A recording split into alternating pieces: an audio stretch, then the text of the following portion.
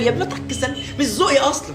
طب اتصلي بيها كده. واتصل بيها ليه؟ هو في حد توفى عندها ولا حاجه ولا ايه؟ وكمان عيب لما اكلمها انا يا عم، دي مرات اخويا. اتصل بيها من عندك وانا هعزيها. طب بص، انا عامل حساب العشره اللي بينا وبتعامل بحسن نيه، فهتتصل ونعرف القصه دي بتقول ايه من اولها لاخرها، ولا نحط سوء النيه ونتعامل على الاساس ده؟ لا لا لا يا عم، نتصل مرات اخويا واطمن عليها.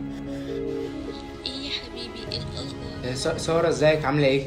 سارة، مالك يا ابني، في حاجة ولا ايه؟ لا عادي عادي يعني، بس عايزة اشوفك بكرة. خلاص ماشي، هصحى كده واكلمك يا حبيبي. سلام.